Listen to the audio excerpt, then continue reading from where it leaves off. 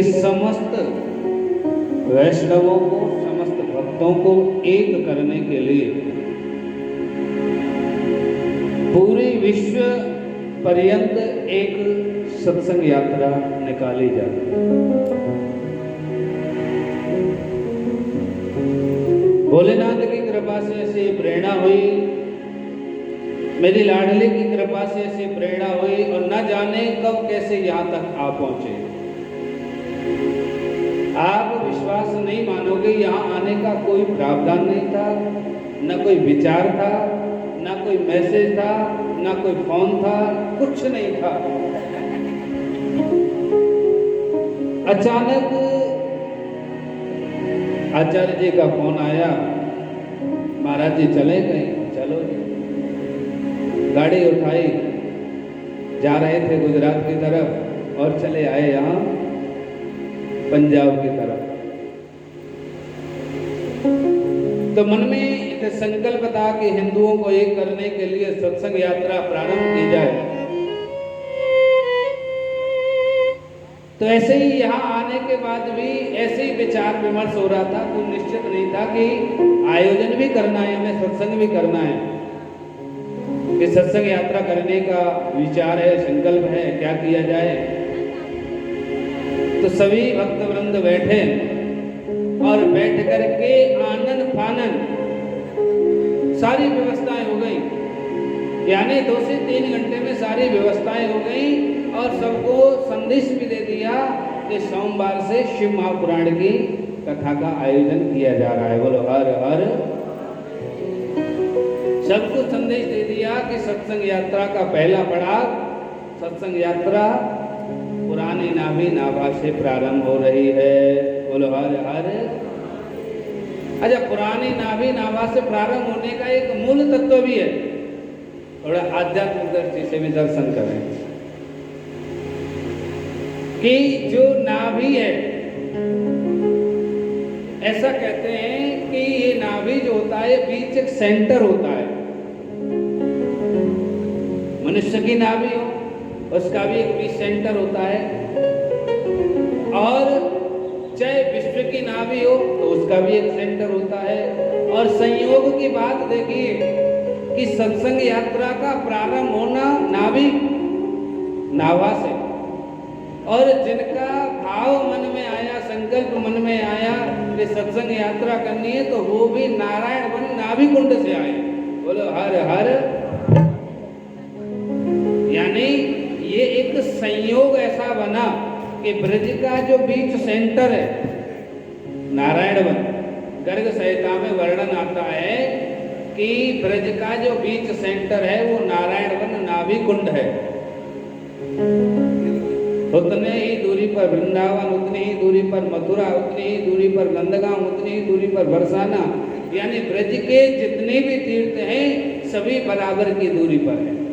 बीच में है वो नाभि कुंड नारायण वन। और मूल तत्व में देखा जाए तो ब्रह्मा जी की उत्पत्ति कहाँ से हुई है? नाभि से हुई है। नाभि से कमल का पुष्प निकला और उससे ब्रह्मा जी की, यानी जो मूल तत्व है, सृष्टि के बनाने वाले जो मूल तत्व हैं, उनकी उत्पत्ति भी नाभि से हुई है। तो ये एक ऐसा संयोग बना कि इस संकल्प का मन में भाव आना और इस सत्संग यात्रा का यहाँ से प्रारंभ होना। बोलो हर हर। जोर से बोलेंगे हर हर। और जब ये सत्संग यात्रा का पहला पड़ाव नाभि, पुरानी नाभि नाभा में बढ़ ही गया है, तो चलिए सभी शिव पुराण, क्योंकि पुरुषोत्तम महीना और ऊपर से वो भी श्रावण मास का, ऐसा कहते हैं कि 3 साल बाद पुरुषोत्तम महीना आता है। आता है कि नहीं आता है? और श्रावण मास का आना ये एक बहुत बड़ा संयोग होता है। और श्रावण मास में किसकी ज्यादा महिमा है? भगवान भोलेनाथ की। तो श्रावण मास में भगवान भोलेनाथ की महिमा है, लेकिन पुरुषोत्तम मास बनाया किसने? नरसिंह भगवान, जो नारायण के अवतार हैं। तो हरि और हर सभी दृष्टि से, मेरी दृष्टि से दर्शन करें कि पुरुषोत्तम महीना, सावन महीना, दोनों का मिलन होना, यानी हरि और हर का मिलन होना। और हरि और हर के मिलन जैसे सुंदर अवसर पर हम यहाँ पर शिव पुराण का आयोजन 7 दिन के लिए कर रहे हैं। बोलो हर हर। लेकिन ब्रजवासी हैं, जब तक ब्रजवासी लाडली राधा रानी को स्मरण नहीं करें तब तक कोई भी शुभ कार्य आगे नहीं बढ़ाते। आइए 2 पल लाडली राधा रानी को स्मरण करेंगे और उसके तत्पश्चात बड़ी सुंदर सुंदर हरि और हर की कथाओं का आनंद लेंगे। बोलो राधे। जोर से बोलेंगे राधे। तो सभी मेरे साथ 2 पल संकीर्तन करेंगे। पहले जय राधे राधे गोविंद गोविंद राधे राधे राधे गोविंद गोविंद राधे। जय राधे राधे गोविंद गोविंद राधे राधे राधे गोविंद गोविंद राधे राधे राधे गोविंद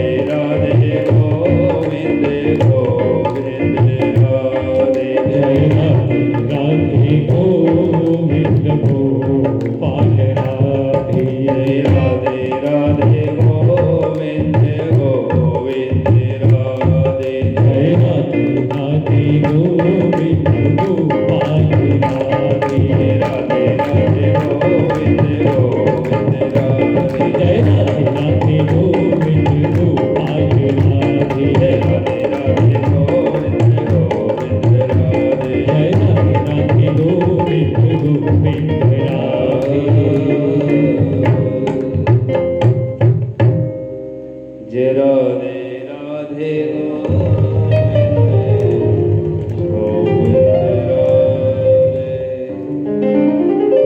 बोलिए लाडली लाल की अलवेली सरकार की श्री गुरुदेव भगवान की उमापति महादेव की नमः पार्वती पतये हर हर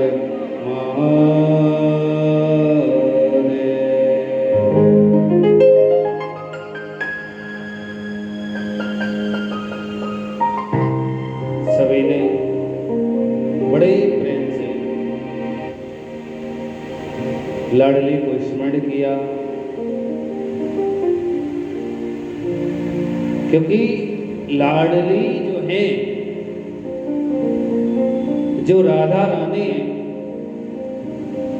उनका एक नाम है बरसाने वाले, है कि नहीं?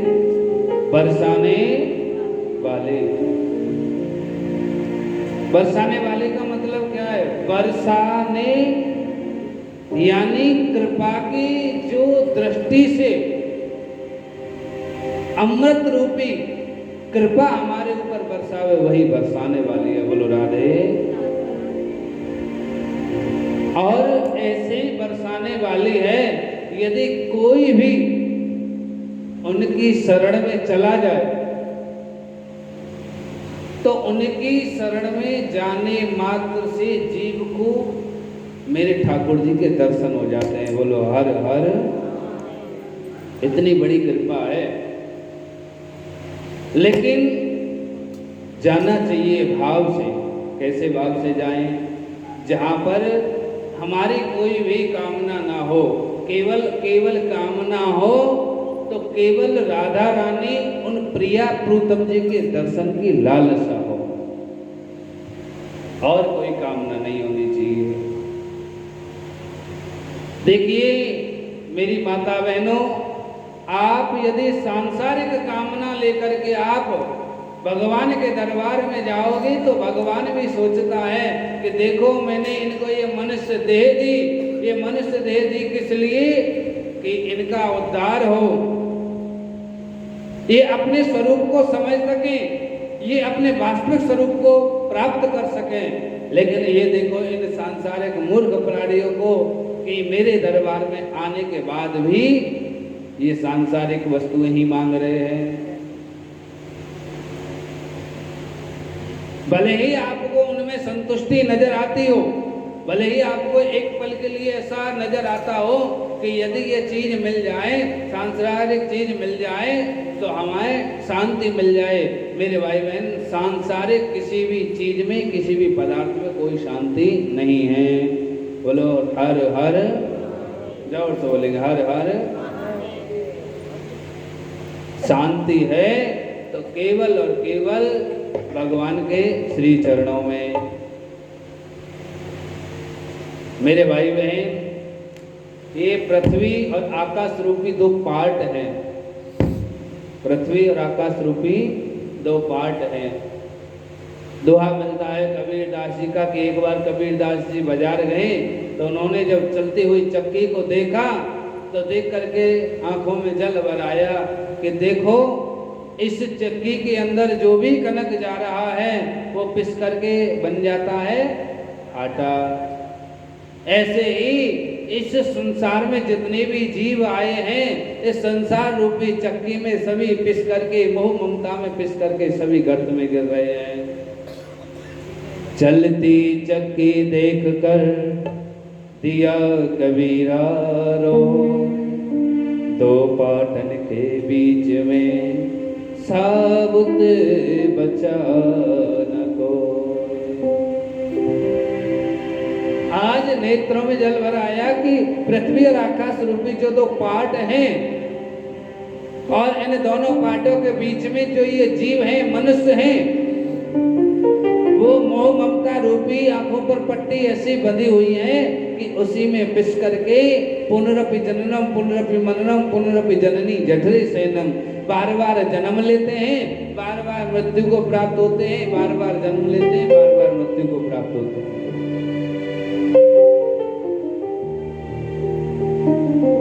लेकिन कबीरदास जी के पुत्र हुए कमालदास, उन्होंने बहुत सुंदर शब्द लिखे कि चलती चक्की चलने दे और पिस पिस आटा हो, पीले मानी जो रहे वाको बाल नवा को। कमालदास जी कहते हैं कि पृथ्वी और आकाश रूपी दो पार्ट हैं, भले ही ये संसार चल रहा है, चलने दो, लेकिन कीले माने जो रहे वह बाल नबा का। किस कीले माने की बात की जा रही है? कहते हैं इस संसार रूपी चक्री का जो कीला है वो है हमारे ठाकुर जी के चरण, भगवान भोलेनाथ के चरण। चाहे बांके बिहारी को मानते हो, चाहे भोलेनाथ को मानते हो, जो उनकी चरणों में पहुंच जाए, जो उनकी शरण पकड़ ले, तो ऐसा कहते हैं कि जो गेहूं उस कीले से जाकर के सट जाता है, जिस पर दोनों पार्ट घूमते हैं, तो चक्के चाहे पूरे दिन चले, रात चले, अन्य जितने भी कनक हैं, गेहूं हैं, सब पिस सकते हैं, मगर जो कीले और माने से जो सटे हुए हैं वह कभी पिस नहीं सकते। उनको खोल के देखेंगे दोनों पार्टों को तो वो वैसे के वैसे ही निकलेंगे। तो इसका अर्थ क्या है? हमारे ठाकुर जी बताना चाहते हैं कि जो ठाकुर जी के चरणों का आश्रय ले लेता है, जो भगवत नाम का आश्रय ले लेता है अपने जीवन में, और जिन्होंने भगवत नाम का आश्रय अपने जीवन में ले लिया, उनको नारायण की बनाई हुई माया कभी सता नहीं सकती। चाहे फिर वो घर में रहे, चाहे वन में रहे, चाहे तीर्थ में रहे, कहीं भी जाकर के रहे, जिसने भगवत नाम का आश्रय ले लिया वह मेरे भाई बहन जीते जी मुक्त हो गया। बोलो हर हर, जोर से बोलेंगे हर हर। इसलिए कहते हैं कि जीव जब पाप करता है तो उसका फल लगता है दुख। जैसे अनुकूल बच्चों का न मिलना, अनुकूल पत्नी का न मिलना एवं पति का न मिलना, या अनुकूल हमारे बच्चों का न मिलना, पति का न मिलना, या किसी भी नाते रिश्तेदार का न मिलना, ये क्या, ये सब अपने ही किए गए कर्मों के द्वारा जो फल है। हमने अच्छे कर्म किए, सुंदर कर्म किए, हमने दान पुण्य किया, भूखे को भोजन खिलाया, प्यासे को पानी पिलाया, तो उसका फल क्या लगा? सुख। सुख क्या है? कि जीवन में भगवत नाम आश्रय हो, पति पत्नी बच्चे अनुकूल हों, यही सुख है। कहते हैं पुण्य बिना सुख होए नहीं, होए ना दुख बिन पाप, काहू को दोष न दीजिए, समझे आपने आप। मेरे भाई बहन, पुण्य के बगैर सुख की प्राप्ति नहीं हो सकती, और होए दुख बिन पाप। अगर आप कहते हैं ये जो हमारी भारत भूमि है, ये भारत भूमि नहीं अपितु यह कर्म भूमि है। आपने कथा सुनी होगी, जिस समय राजा परीक्षित राजऋषि मुकुट लगा करके और प्रजा में भ्रमण करने के लिए, अपने राज्य में भ्रमण करने के लिए निकला,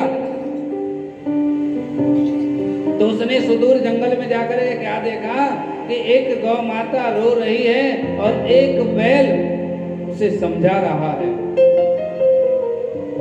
जिसके 3 पैर नहीं है, केवल 1 पैर बचा।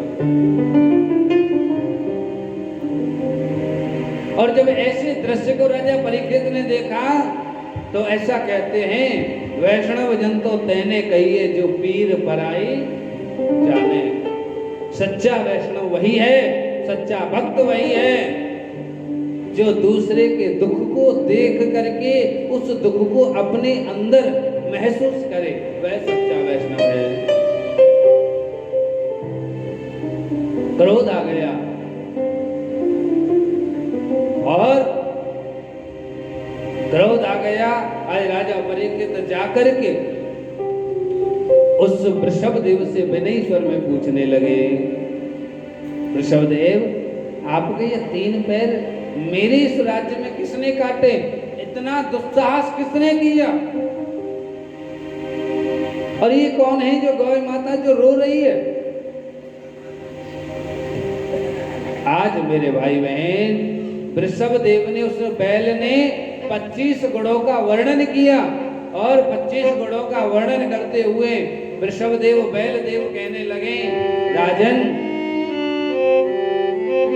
ये जो भारत भूमि है ना, ये भारत भूमि नहीं, अपितु ये कर्म भूमि है।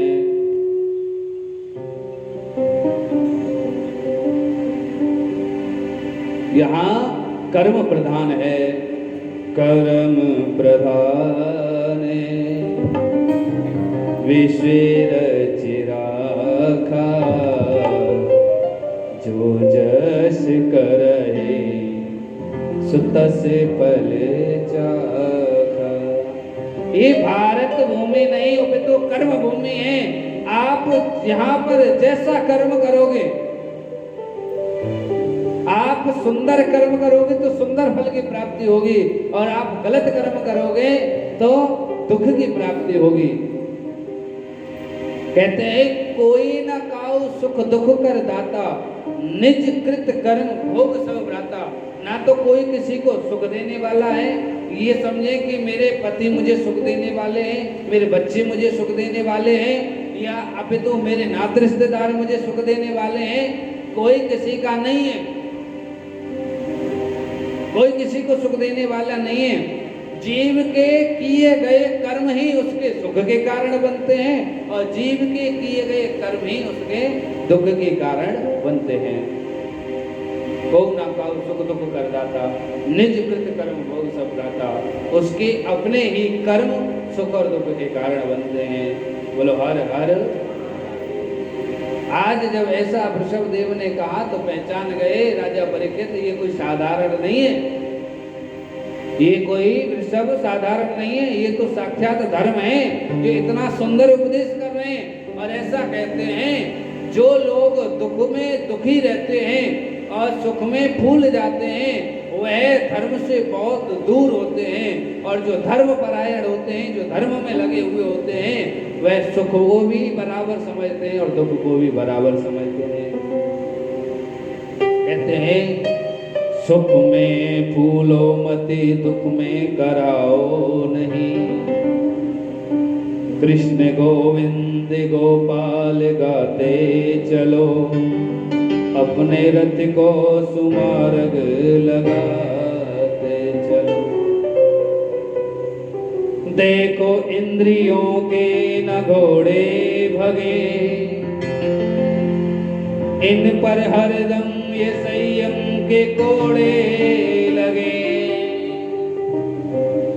देखो इंद्रियों के न घोड़े भगे, इन पर हरदम ये संयम के कोड़े लगे। कृष्ण गोविंद गोपाल गाते चलो, अपने रथ को सुमार्ग लगाते चलो। कहते हैं, दुख में कराओ नहीं तो सुख में भूलो मती। दुख आया है तो मेरे भाई बहन कभी इतना दुखी नहीं होना चाहिए कि हे भगवान, आपने हमको ही दुख क्यों दिया। कभी जीवन में दुख आए ना, ऐसा कहते हैं, दुख आया है तो सुख देकर जाएगा, और सुख आया है तो दुख देकर जाएगा। ये प्रकृति का नियम है। आप ये चाहें कि केवल सुख ही सुख आए, दुख हमारे पास आए नहीं, तो ऐसा हो नहीं सकता। क्योंकि जब आपने देखा होगा, एक रथ होता है, रथ को चलाने के लिए उसमें 2 पहिए होते हैं कि नहीं? अब उन दो पहियों में से एक को निकाल दें तो क्या वो रथ चल सकता है? कभी नहीं। कब चलेगा? जब दोनों पहिए उसमें लगे हुए होंगे। ऐसे ही मेरे भाई बहन, ये जीवन रूपी रथ है और इसमें सुख और दुख रूपी दो पहिए लगे हुए हैं। और मेरे भाई बहन, सुख और दुख रूपी जो दो पहिए लगे हुए हैं, इनके बैलेंस बनने से ही, इनके साथ देने से ही ये जीवन यात्रा चलती है। इसलिए कभी दुख में दुखी मत होइए और सुख में इतने भूलिए मत कि अपने से छोटे को देख करके आप अभिमान में सर ऊंचा कर लें, क्योंकि ऊंचा मुंह करके, ऊपर मुंह करके चलने वाला अक्सर ठोकर खा के गिर जाया करता है। हमारे आचार्य संहिता में भी वर्णन आया है कि रास्ते में चलें तो इतना नीचे देखकर चलें कि 6 कदम तो कम से कम आगे तक देख के चलें, इतना ऊंचा ना देखें कि ठोकर लगे और आप गिर जाओ। इसलिए देखो इंद्रियों की न घोड़े भगे, इन पर हरदम ये संयम के घोड़े लगे। देखिए मेरे भाई बहन, माता बहनों, प्रत्येक जीव के अंदर 10 इंद्रियां होती हैं, 5 कर्मेंद्री और 5 ज्ञानेंद्री। और प्रत्येक इंद्री के झरोके पर उसको भोगने का जो उसका स्वामी है वो बैठा हुआ है। जैसे हमारी ये जो नासिका है, ये इंद्रियों में आती है, ये क्या चाहती है कि सुंदर सुगंधी मुझे सूंघने को मिले। हमारी ये जिह्वा है, ये क्या चाहती है कि सुंदर सुंदर पकवान, अच्छे अच्छे स्वादिष्ट पकवान हमें खाने को मिले। ये कान है, ये कान क्या चाहते हैं कि हमारे ही अनुकूल हमें सुनने को मिले।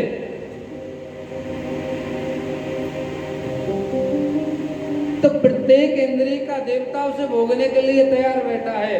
और ऐसा कहते हैं, इन इंद्रियों के ऊपर जो होता है एक मन होता है। और मेरे भाई बहन, जिसका मन मजबूत है, कैसा मजबूत? जो अपने मन मानी करता हो वो हमेशा दुख में दुखी रहता है। मन को किसके आश्रित कर दें कि अपनी मनमानी ना करें? मन को बुद्धि के आश्रित कर देना चाहिए, क्योंकि बुद्धि बलवती होगी, बुद्धि मजबूत होगी तो गलत और सही करने का, निर्णय लेने का उसके अंदर सामर्थ्य होगी। और तुम्हारा मन बलवान होगा तो मेरे भाई बहन, आपको गलत भी अच्छा नजर आने लगेगा। बोलो राधे, जोर से बोलेंगे राधे। इसलिए इन सभी चीजों को ध्यान में रखते हुए हमेशा जीव को सत्कर्म करते रहना चाहिए। मेरे भाई बहन, आज थोड़ा सत्संग के विषय में ही चर्चा ज्यादा करेंगे, क्योंकि ये सत्संग यात्रा है।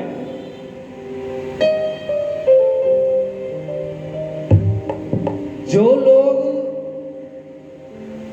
यह कहते हैं कि महाराज आजकल तो सत्संग पांडाल तक जाने की आवश्यकता भी नहीं है, क्योंकि वैज्ञानिकों ने इतनी तरक्की कर ली है कि टेलीविजन पर दर्शन कर लो और तो और मोबाइल पे आ जाता है तो सब कुछ। भले ही आप टेलीविजन पर बैठ करके सत्संग सुन लो, भले ही आप मोबाइल पर बैठ करके सुन लो, लेकिन जो आनंद आपको पांडाल में बैठकर सुनने में आएगा वो उस टेलीविजन के सामने बैठ के सुनने में नहीं आएगा। बोलो राधे। इसलिए बहुत से कहते हैं महाराज क्या सुने, अब तो आए दिन वक्ता इतने हो गए, आए दिन कथा होती रहती है, आए दिन कथा होती रहती है। कहते हैं ये कथा कैसी है, दिने दिने नवम नवम, जितना आप इसे सुनोगे, जितना सुनते जाओगे, उतना ही नए आनंद की अनुभूति होती चली जाएगी। बोलो हर हर।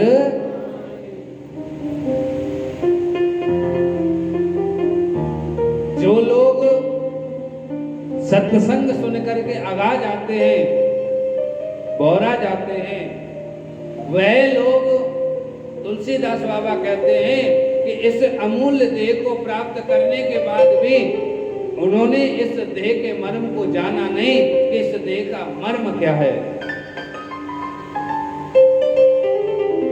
इसलिए मेरे भाई बहन, सत्संग में आते रहना चाहिए, सुनते रहना चाहिए रे, हैं? कहते हैं खाना ना भूली, सोना ना भूली, भूल गई रे मैं तो सत्संग में जाना। मेरे भाई बहन, खाने पीने सोने जागने में हम लगे रहते हैं, लेकिन कभी हमने भगवत प्राप्ति करने की कोई चेष्टा नहीं की। बोलो हर हर, जोर से बोलेंगे हर हर।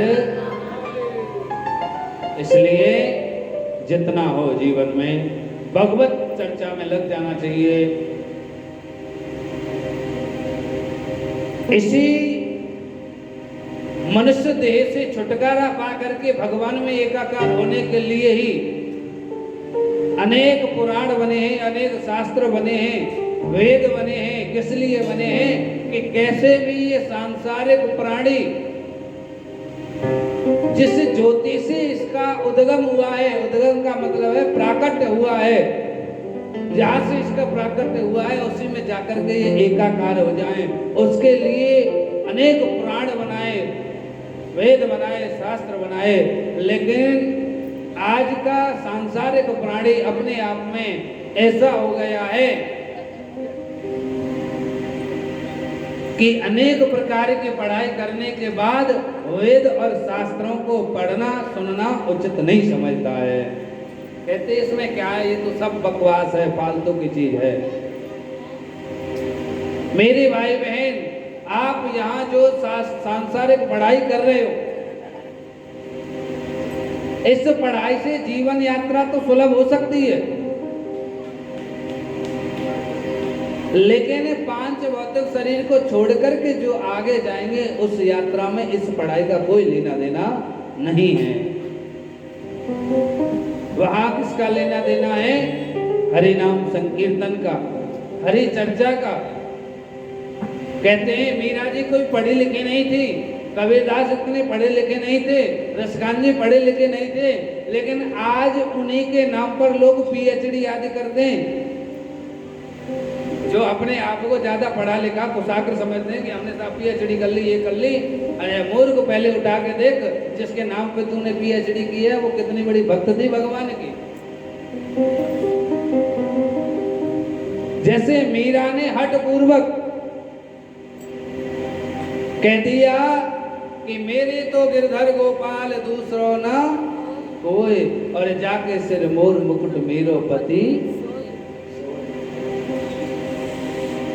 हम ये नहीं कह रहे आपसे इस गद्दी से बैठ करके कि आज ही घर के सारे कार्य छोड़ के माला लेके बैठ जाओ, नहीं। मैंने कल बांके बिहारी मंदिर में भी बताया था कि 50 माला फेरने की अपेक्षा केवल एक माला फेरो। भले ही आप 50 माला फेरते हैं, जब तक आपका मन बस में नहीं है, जब तक आपका मन बस में नहीं होता, तब तक कोई फल की प्राप्ति नहीं है। बोलो हर हर। ऐसा कहते हैं दिखावा करने से अच्छा है, 50 माला दिखावा करने से अच्छा है कि एक माला हृदय से भगवान को याद किया जाए, चिंतन किया जाए, तो स्वयं परब्रह्म परमात्मा नारायण हरि और हर दर्शन देने के लिए आते हैं। बोलो हर हर।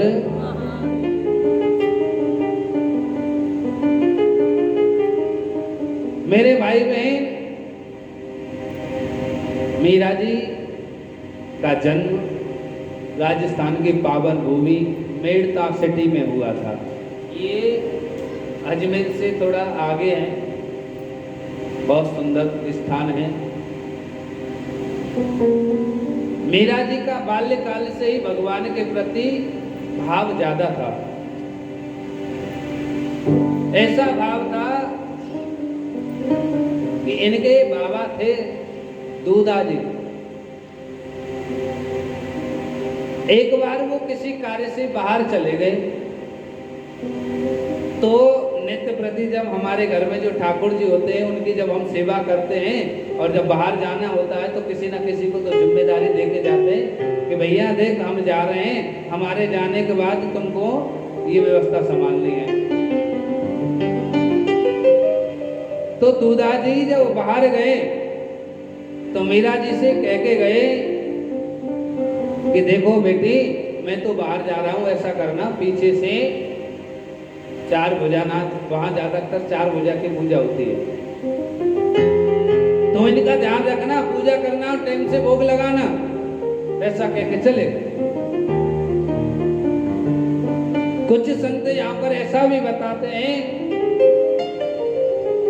कि जब मीरा जी के बाबा बीमार हो गए तो उन्होंने सारा सेवा का कार्यभार मीरा जी को दे दिया। मीरा जी को दे दिया तो मीरा जी एक कटोरे में दूध लेकर के 4 भुजानाथ के पास गई और जाकर के कहा, लो ये भोग लेकर के मैं आई हूं, इसको तुम अरोग लो। अरोगले का मतलब है पालो, पी लो। अब एक नन्हा सा बालक क्या जाने कि भगवान कैसे भोग लगाते हैं। अब नन्हे से बालक तो यही समझता होगा कि जैसे हम लोग खाते हैं वैसे ही आएंगे, खाएंगे, पिएंगे, चले जाएंगे। तो मेरे भाई बहन आज निवेदन करने लगे, देखो मैं कटोरा में दूध लेकर के तुम्हारे ताई आई हूं, और बाबा या समय बीमार है, वो तुम्हारी सेवा नहीं कर सके, इसलिए तुम मेरे हाथों से जो दूध लाई हो उसको अरोग लो, पी लो। लेकिन हम लोग वो कैसे लगाते हैं, थाली में रखा है, ठाकुर जी के सामने रख दिया, तुलसी दल पधरा दिया, पर्दा लगा दिया। ये हमारे मन का भाव है। लेकिन उसको ये था कि ये तो साक्षात आएंगे और पिएंगे। अब वो ठाकुर जी नहीं आए और उनको ये थोड़ी मालूम था कि दूध का कटोरा रख के पर्दा लगा देना है और आप भोग लग जाएगा। अब तो जिद पकड़ के बैठ गई। अरे 4 भुजा के नाथ, हे मेड़ता के स्वामी, 4 भुजा नाथ, मैं तेरे लिए एक कटोरा में दूध लाई हूं, तू आ और आकर के इसका पान कर। और ऐसा कहते हैं, असर अगर आहों में होगा तो बोलेगी मूर्ति। यदि तुम्हारे पुकारने में वह कशिश होगी, वह दम होगा, वह पुकार होगी, जैसे मीरा जी ने पुकारा, जैसे भरी सभा में द्रौपदी ने पुकारा कि बिनकाज आज महाराज लाज गई मेरी, दुख हरो द्वारिका नाथ शरण में तेरी। यदि ऐसी पुकार तुम्हारे जीवन में होगी तो वह तुम्हारे रक्षा करने के लिए, चारों तरफ से तुम्हारी रक्षा करने के लिए आज भी प्रकट होकर आने के लिए तैयार है। बोलो हर हर।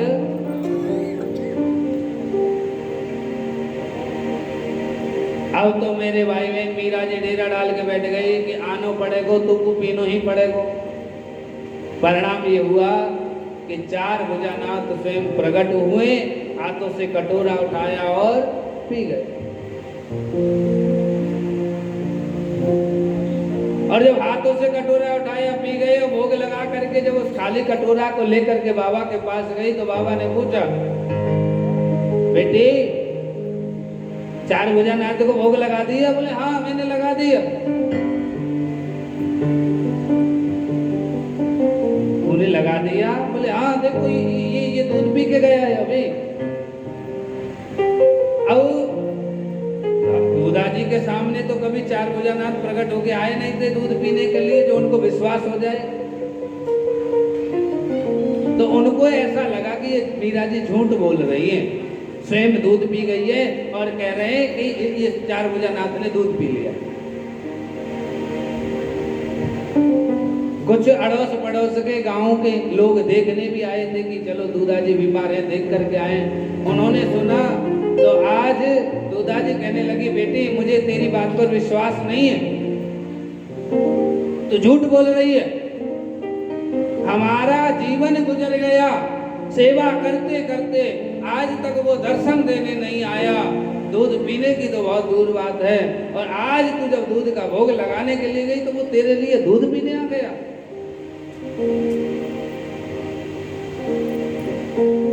मीरा जी कहने लगी कि ये तो मैं नहीं जानती कि तुम्हारा जीवन गुजर गया पूजा करते करते वो नहीं आया, लेकिन ये मेरा विश्वास है और मैं विश्वास से कह रही हूँ कि वो दूध पीने आया था और पी करके चला। अब छोटी सी बालक की बात पर कौन विश्वास करे? अब तो सभी जो लोग बैठे थे कि दिखाओ कैसे आया था, अगर अब की बार पी के गया है तो ले चलो दोबारा। जब एक बार पी सकता है तो वो दोबारा भी आकर के पी सकता है। आज दोबारा दूध का पात्र लेकर के मीरा जी चार भुजा के सामने गई, चार भुजानाथ के सामने गई और जाकर के आज बड़े ही विनयस्वर में निवेदन करने लगे, हे चार भुजानाथ, हे मीरता के स्वामी, आज इस बालक की लाज तुम्हारे हाथों में है। मेरे भाई बहन, भगवान से भक्त एक ही बात कहता है कि हे प्रभु, यदि लाज जाएगी तो इसमें मेरी हंसी नहीं तेरी हंसी है। क्योंकि भक्त हर स्थिति को, हर परिस्थिति को भगवान से जोड़ करके ही चलता है, और हर स्थिति परिस्थिति को भगवान से जोड़ करके चलता है तो हर स्थिति परिस्थिति में भगवान उसका साथ देता है। मेरे भाई बहन, आज आंखों में आंसू आ गए। लोग वह कहने लगे, देखो दूधाजी तभी तो कह रहे थे ये झूठ बोल रही है, आया तो नहीं है दर्शन देने, आया तो नहीं दूध पीने के लिए। और जब रो करके पुकारा आज मीरा जी ने, तो आज मेरे भाई बहन साक्षात चार भुजानाथ प्रकट हुए और सबके सामने उस दूध के पात्र को उठाया, पी करके चले गए। बोलो हर हर। दूधाजी ने चरण पकड़ लिए मीरा जी के, मीरा तू तो मेरे कुल को उद्धार करने वाले भक्त पैदा हो गई। मेरा जीवन गुजर गया, वो आज तक नहीं आया और तेरे एक पुकार पर वो दौड़ा चला आया। बोलो राधे। इसलिए कहते हैं, हो साबुरे से मिलने का सत्संग ही बहाना है।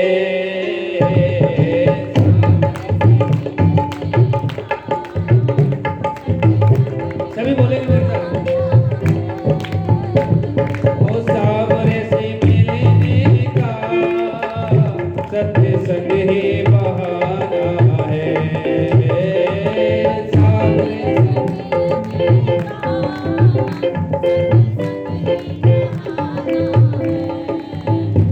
ओ दुनिया वाले क्या जाने,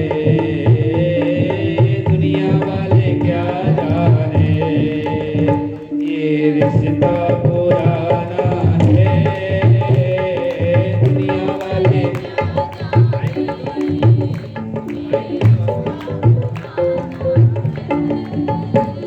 ओ दुनिया वाले क्या जाने, ये रिश्ता पुराना है। दुनिया वाले क्या जाने, ये रिश्ता पुराना है। ओ साबरे से मिलने का, साबरे से मिलने का सत्संग ही बहाना है। साबरे से मिलने का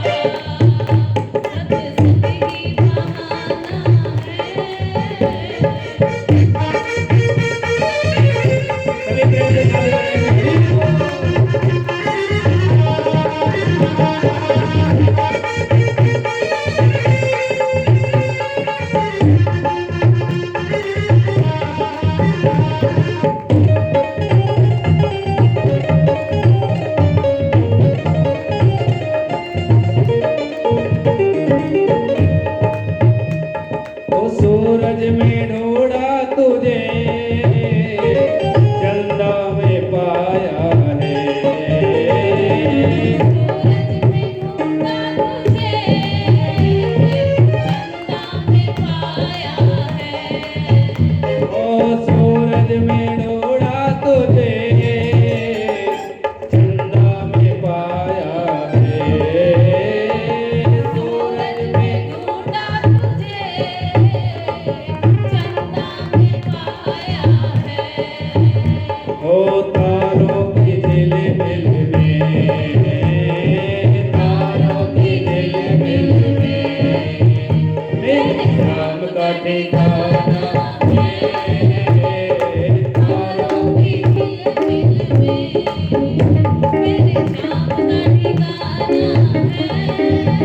ओ सावरे से मिलने का संग संग ही बहाना है। सावर से मिलने का संग संग ही बहाना है।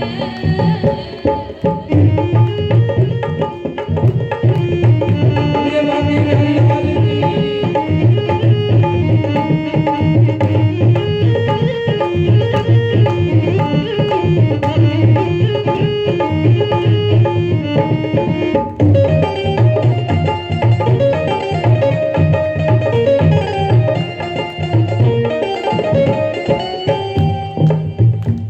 ओ बागों में देखा तुझे कलियों में पाया है।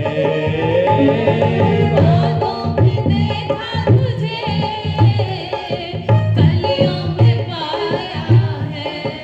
ओ फूलों में देखा तुझे बागों में पाया है। फूलों में देखा तुझे कलियों में पाया है। ओ कलियों की कलियों में, फूलों की कलियों में मेरे शाम का ठिकाना है। फूलों की गलियों में मेरे शाम का ठिकाना है। ओ सावरे से मिलने का सत्संग ही बहाना है। सावर से मिलने का सत्संग ही बहाना है। ओ दुनिया वाले क्या जाने, दुनिया वाले क्या जाने ये रिश्ता पुराना है। दुनिया वाले क्या जाने ये रिश्ता पुराना है।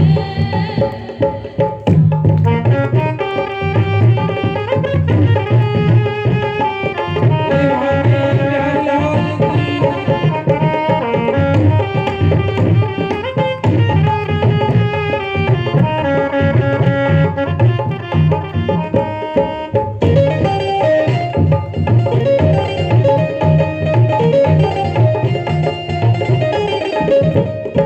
गोकुल में ढूंढा तुझे मथुरा में पाया है। गोकुल में ढूंढा तुझे मथुरा में पाया है। ओ गोकुल में ढूंढा तुझे मथुरा में पाया है। गोकुल में ढूंढा तुझे मथुरा में पाया है। ओ वृंदावन की गलियों में अनाथ रहेंगे। वृंदावन की गलियों में ओ वृंदावन की गलियों में मेरे शाम का ठिकाना है। वृंदावन की गलियों में मेरे शाम का ठिकाना है। ओ सावरे से मिलने का सत्संग ही बहाना है। सावर से मिलने का सत्संग ही बहाना है। ओ दुनिया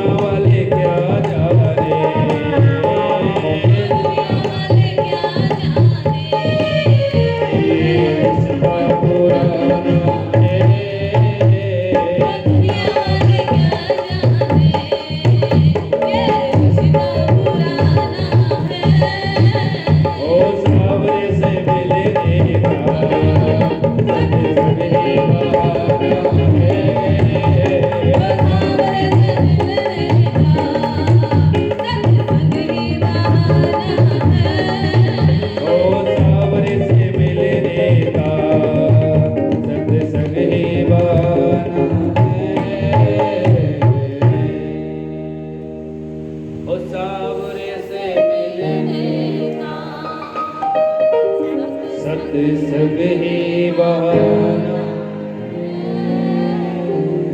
दुनिया वाले क्या जाने, दुनिया वाले क्या जाने, ये रिश्ता पुराना है, सावरे से मिलने का सत्संग ही। भगवान को यदि पाया जा सकता है तो सत्संग के द्वारा ही पाया जा सकता है, क्योंकि बिन सत्संग विवेक न होई, और राम कथा बिन सुलभ न। आप ये चाहो कि हम सत्संग में जाए नहीं, घर से बाहर निकले नहीं, मंदिर जाए नहीं और हमको भगवान मिल जाए, तो ऐसा हो नहीं सकता। एक नन्हा सा बालक जब पढ़ने योग्य हो जाता है तो उसके माता पिता भी उसका एडमिशन कहाँ करा देते हैं? स्कूल में, विद्यालय में करा देते हैं। किस लिए? कि उसे कुछ ज्ञान हो जाए, बोध हो जाए, वो पहचान कर सके, जान सके। और नन्हा सा बालक जब विद्यालय में पढ़ने के लिए जाता है, स्कूल में पढ़ने के लिए जाता है, तो अध्यापक, मेरे भाई बहन, ब्लैक बोर्ड पर एक एक वर्ड समझाता है। पहले तो आकृति बनाना बताता है, देखो बेटा ये ऐसे घुमाया, इसे फिर ऐसे घुमाया है, ये क्या बन गया? आ। फिर बड़ा, धीमे धीमे अभ्यास कराता है कि नहीं कराता? और जब बालक को बनाना आ जाता है तो फिर उसको पहचान कराना बताता है कि ये बड़ा आ है, ये छोटी ई है, ये का है, ये खा है, ये गा है, ये चा है। और जब उसे पहचान आ जाती है तो अध्यापक जब पूछता है पूरी वर्णमाला में से, तो बालक सटासट बता देता है, फटाफट बता देता है कि ये वो शब्द है। क्यों बता पाता है? क्योंकि उसने अभ्यास किया। और कहते हैं करत करत अभ्यास के जड़मत होत सुजान, और रस्सी के आवत जात से सिल पर पड़त निशान। आप निरंतर सत्संग में जाना प्रारंभ कर दोगे, निरंतर सत्संग में बैठना प्रारंभ कर दोगे, निरंतर आप मंदिर जाना प्रारंभ कर दोगे, तो धीमे धीमे, एक नहीं, 2 दिन, 2 दिन नहीं, 4 दिन, एक दिन ऐसा आएगा कि मेरे भाई बहन आप खड़े होंगे तो आपके सामने वो मंद मंद मुस्कुराता हुआ कन्हैया खड़ा होगा। बोलो हर हर।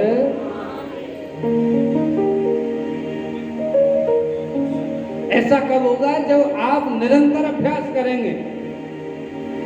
आपने देखा हो, अब तो कुएं का सिस्टम खत्म हो गया। पहले माताएं टोकनी लेकर के हैं, मटके लेकर के, और कुएं से जल लेने के लिए जाते थे। तो माताएं क्या करती थी? किसी पात्र को रस्सी में बांध करके वहां से जल खींचती थी। तो उस रस्सी के बार बार ऊपर नीचे आने से, घर्षण होने से उस पत्थर में क्या हो जाता था? निशान पड़ जाता था। रस्सी के आवत जात से सल पर पड़त निशान। जैसे रस्सी के घर्षण से आने जाने से एक पत्थर में भी निशान पड़ जाता है, उसी प्रकार मेरे भाई बहन, चाहे आपकी बुद्धि पत्थर है, जड़ है, लेकिन जब आप रोज रोज हरिनाम संकीर्तन करेंगे, सत्संग करेंगे, भगवान के दरबार में जाएंगे, मंदिर जाएंगे, तो धीमे धीमे आपकी बुद्धि भी निर्मल हो जाएगी, और निर्मल हो जाएगी तो आपको भी भगवान का साक्षात्कार हो जाएगा। बोलो हर हर। इसलिए कहते हैं जो करते रहोगे भजन धीरे धीरे, तो मिल जाएगा वो सजन धीरे धीरे। जो करते रहो भजन धीरे धीरे, तो मिल जाएगा वो सजन धीरे धीरे। आप जब निरंतर भजन करते रहोगे, सत्संग में जाते रहोगे, तो मिल जाएगा वो सजन। कौन सा सजन? वो प्राण प्रियतम बांके बिहारी राधा रानी सहित मिल जाएंगे। बोलो राधे।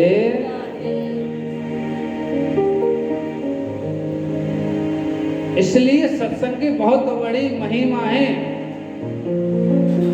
और जो सत्संग सुन करके ये कहते हैं अरे क्या सुने, क्या रखा है सत्संग में, तो तुलसीदास बाबा ऐसे लोगों के लिए कुछ गालियां लिखते हैं रामायण में।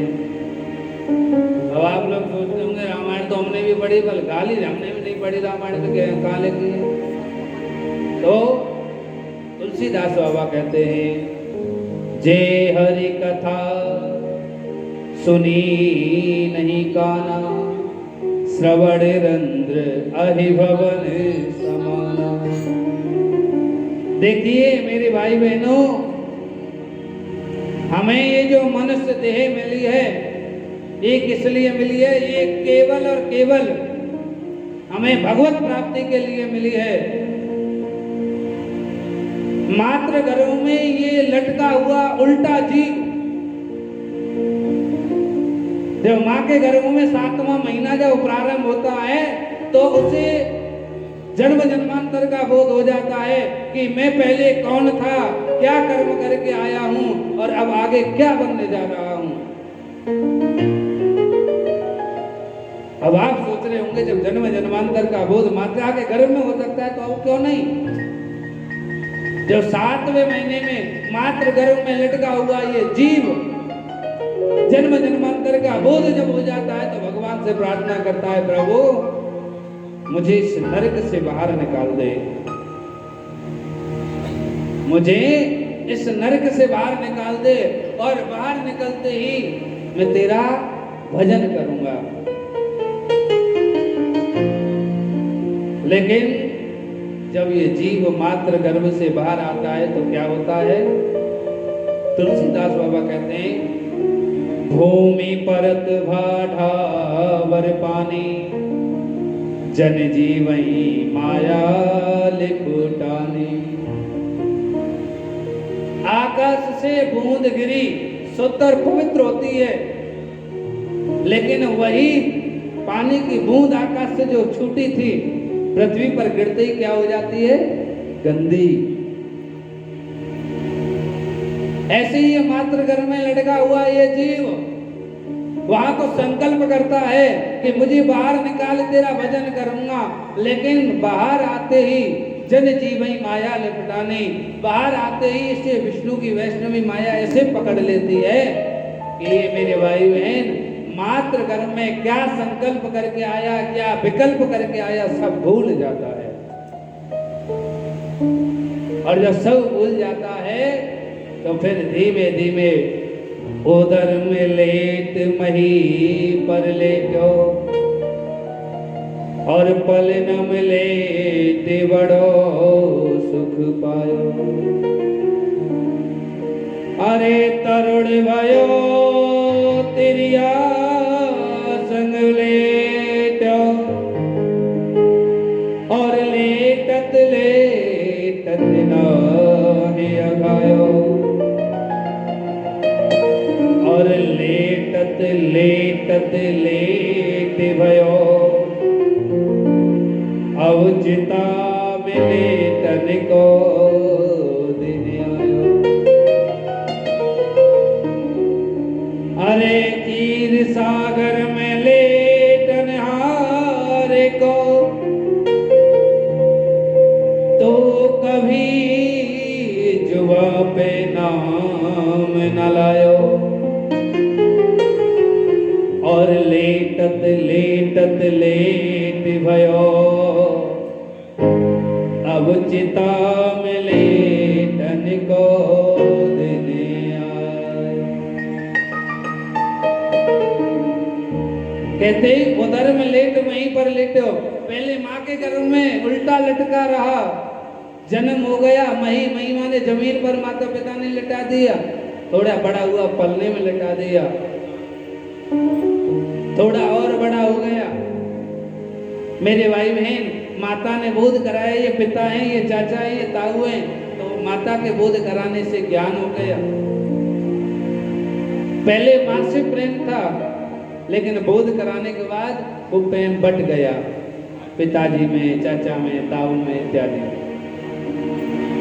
थोड़ा पढ़ने योग्य हो गया, विद्यालय में एडमिशन करा दिया तो वहां 4 सखाओं से मित्रता हो गई। थोड़ा प्रेम माता पिता से कम हो गया, मित्रों में बट गया।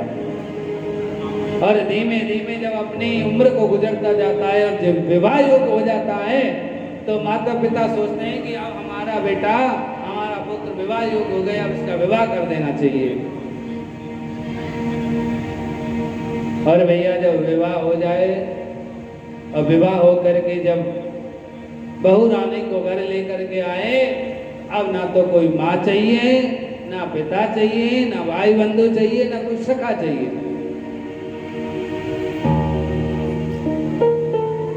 अब तो जैसे एक भौरा कली पर मंडराता हुआ और उस कली में ही बंद हो जाता है। एक भौरा जो अनेक पुष्पों का पराग लेता है, एक पुष्प पर ऐसा आसक्त हो गया कि उसी कली के अंदर वो बंद हो गया और उसी कली में बंद हो गया और रात में विचार करने लगा, प्रातः काल सूर्य निकलेगा, ये कली खिलेगी और इसका पराग लेकर के मैं प्रातः काल उड़ के चला जाऊंगा। लेकिन क्या हुआ, रात्रि में ही कोई मदमस्त हाथी आया और उस सूंड से उस कली को तोड़ करके और पैरों के नीचे डाला और उसको कुचल के खत्म। ऐसा कहते हैं कि भौरे के अंदर काष्ठ में भी छेद करने की सामर्थ्य होती है, इतना बलवान होता है, काठ में भी छेद कर सकता है। जो काठ में छेद कर सकता है तो वो फिर इस फूल की उस कली में छेद करके निकला क्यों नहीं? तो संत जन बताते हैं कि वो भौरा उस कली की पराग में इतना आसक्त हो गया कि वो अपनी क्षमता को भूल गया कि मेरी क्या क्षमता है, मैं क्या कर सकता हूं, और उसमें ऐसा आसक्त हो गया कि वो मृत्यु को प्राप्त हो गया। ऐसे ही ये सांसारिक प्राणी जो सुरा सुंदरी के चक्कर में पड़े रहते हैं, स्त्री के चक्कर में पड़े रहते हैं, वे हमेशा संसार के गर्त में गिर जाया करते हैं। माताएं कह रही होंगी, धन्य है हमारा सनातन धर्म, कोई भी आता है सभी माता बहनों के ऊपर ही टिप्पणी करता है और चला जाता है। मेरे भाई बहन, हमारे पूज्य श्री मलुक पीठाधीश्वर श्री राजेंद्र दास जी महाराज कहा करते हैं कि देखिए, लोग कहते हैं कि स्त्री नरक का द्वार होती है, स्त्री नरक का द्वार नहीं होती है। अगर स्त्री नरक का द्वार होती तो इन्हीं स्त्रियों के गर्भ से बड़े बड़े सूर्यवीर पैदा हुए, बड़े बड़े महारथी पैदा हुए, बड़े बड़े राजा पैदा हुए, जिन्होंने इस राज्य की रक्षा की, जिन्होंने इस देश की रक्षा की। जो माता ऐसे सूर्यवीरों को प्रकट कर सकती हैं तो वो नरक का द्वार कैसे हो सकती है? तो हमारे महाराज श्री कहते हैं कि स्त्री नरक का द्वार नहीं है, स्त्री को भोगा की दृष्टि से देखना नरक का द्वार है। भोग की दृष्टि से हमेशा देखना नरक का द्वार है। अन्यथा स्त्री तो बंधन करने योग्य है, क्योंकि स्त्री त्याग का प्रतीक है। कितना त्याग करती है, तब जाकर के मेरे भाई बहन इस देश की रक्षा करने वाला कोई शूर पैदा करती है। बोलो हर हर, जोर से बोलेंगे हर हर। इसलिए ये मनुष्य देह मिली है हमें किस लिए? भगवान का सत्संग करने के लिए, श्रवण करने के लिए। जैसा मैंने बताया कि बिन सत्संग विवेक ना होई। जब तक आप सत्संग नहीं करोगे तब तक आपको ज्ञान नहीं होगा कि हमारे भोलेनाथ ऐसे थे, उन्होंने ऐसे कृपा की लोगों के ऊपर, हमारे ठाकुर जी ऐसे थे, ऐसे रास रचाते थे, राधा रानी ऐसी थी। जब तक ज्ञान नहीं होगा आपको तब तक आप उसके विषय में सुन नहीं लोगे।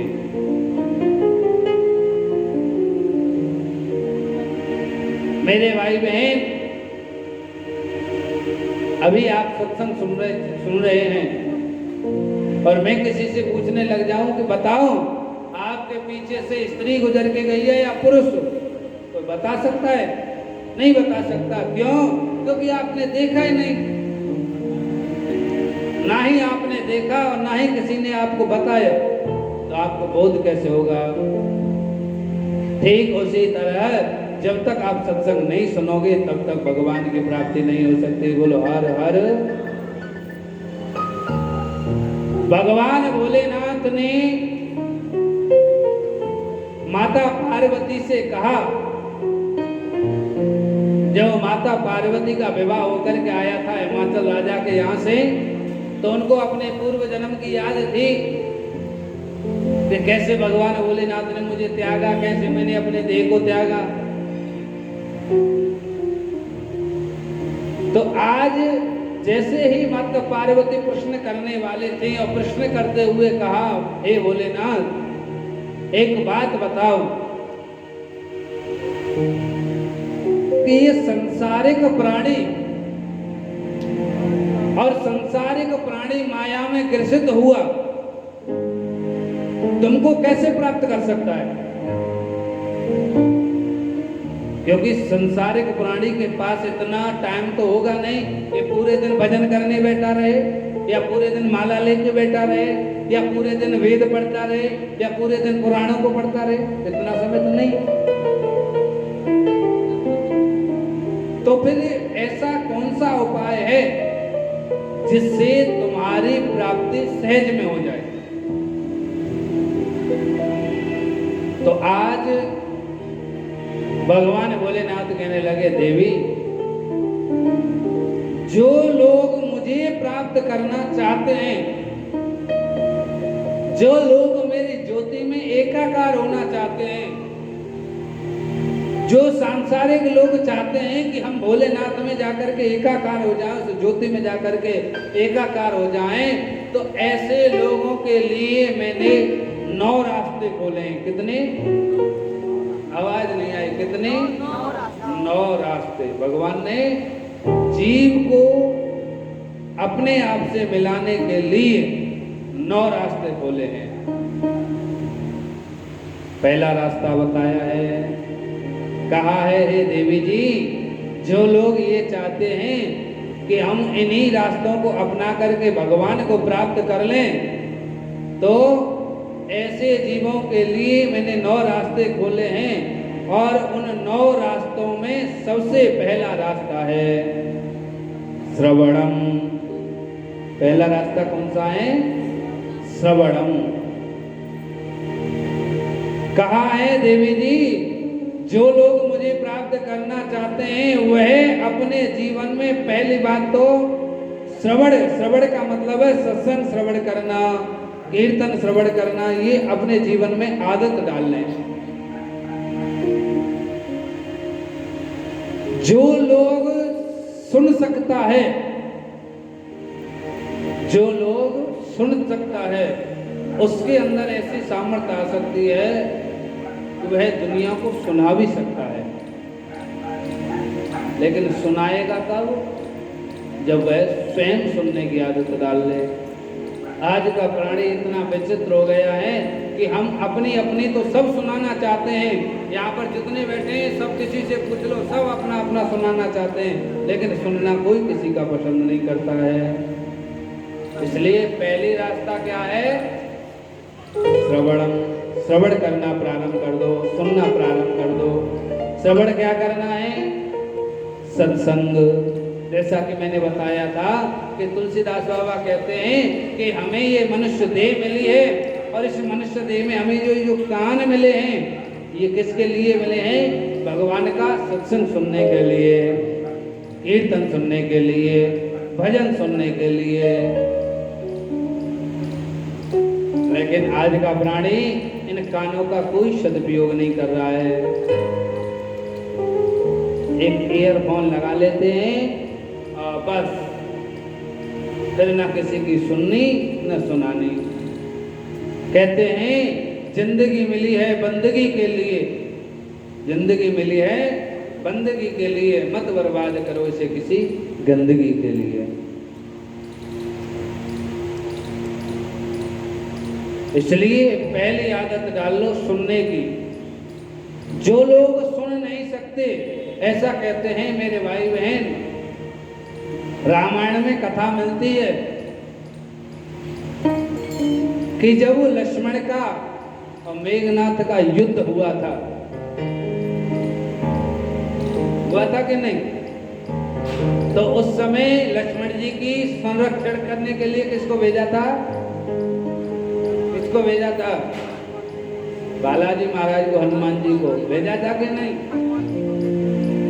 प्रभु श्री राम ने कहा देखो ये युद्ध करने के लिए जा रहे हैं, जाओ,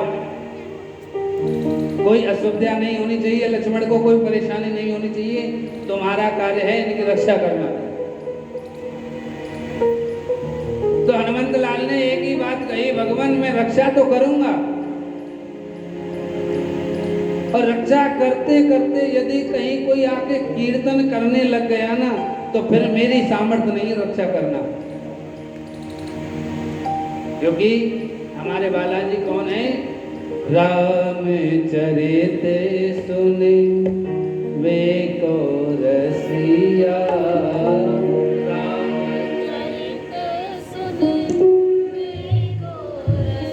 ऐसा कहते हैं कि हनुमंत लाल के बराबर कोई रसिक नहीं है, उनके बराबर कोई प्रेमी नहीं है, उनके बराबर कोई भक्त नहीं है, और उनके बराबर कोई कथाकार नहीं है।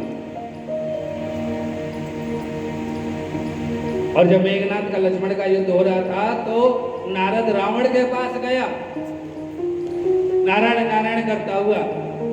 रावण कहने लगा नारद जी एक बात बताओ, तुम हमेशा देवताओं का ही कार्य करते हो, कोई एक आध कार्य हमारा भी करोगे? तुम अनेक कार्य देवताओं के कार्य सिद्धि करते हो, अरे एक आध कार्य हमारा भी कर दिया करो। तो नारद जी कहने लगे देख भैया हम क्या करते हैं, हम पे तो एक ही नाम आता है, नारायण नारायण नारायण नारायण नारायण नारायण नारायण नारायण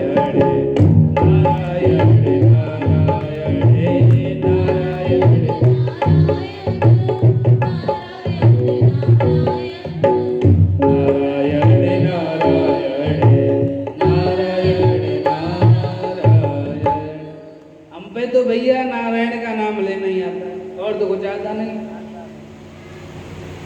तो रावण कहने लगा कि मैं कौन सा कह रहा हूं तुम युद्ध करने जाओ मेरे पक्ष से, मैं भी तो यही कह रहा हूं कि नारायण का ही नाम लो। तो कहने लगा नारायण का नाम तुम लेते ही? बोले ऐसे नहीं। तो आज मेरा आपसे निवेदन है कि जहां पर लक्ष्मण और मेघनाथ का युद्ध चल रहा है, वहां जाकर के हनुमंत लाल को तुम राम कथा सुना दो। और जब राम कथा सुनाने लगे ना, और जब प्रेम से हनुमंत लाल राम कथा सुनने लग जाए, तो थोड़े थोड़े पीछे होते जाना, और उनको लक्ष्मण से इतनी दूर ले जाना कि मेरे कार्य की सिद्धि हो जाएगी। मेरे भाई बहन, नारद जी गए और जाकर के हनुमंत लाल के पीछे राम कथा कहने लगे। मैंने बताया था कि रामचरित्र सुनवे को ऐसे रसिया है कि जो राम को नाम कानों में पड़ने लगा तो हाथ पैर ढीले होने लगे। जब देखा नारद जी ने कि हनुमंत लाल राम के नाम में मगन हो गए, तो फिर धीमे धीमे वह पीछे हटने लगे। और जब धीमे धीमे पीछे हटने लगे तो राम का नाम, उसकी जो आवाज थी वो कम आने लगी। और कोई प्रेमी हो, रसिक हो और आवाज कम आती है तो वो दौड़ा जाता है कि कहां से आ रही है आवाज।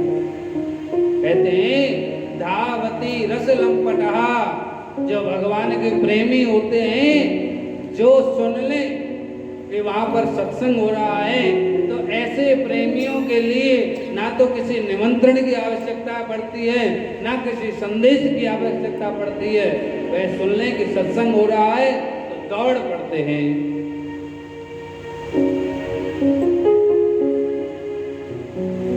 और इसका यही प्रमाण है, देखो मेरी माताएं कहां से आई है, इकट्ठी हुई है, किसी को कोई संदेश, कोई मैसेज थोड़ी दिया गया था, हैं? आनंद पानंद व्यवस्था हुई, सत्संग प्रारंभ हो गया। ये होती है भक्ति, कि किसी के माध्यम से सुन लिया कि वहां सत्संग हो रहा है, बस चल पड़ो। ये नहीं कि चलो भैया देखो वहां कथा तो हो रही है, लेकिन हमको कोई संदेश तो कोई दिया नहीं है, न फोन आया है, ना कोई पत्र आया। तो इसका मतलब यह है, जो फोन से और पत्र के बुलावे से जो आवे, वो मेरे भाई बहन भक्ति के भाव से नहीं, वो दिखावे के भाव से आता है।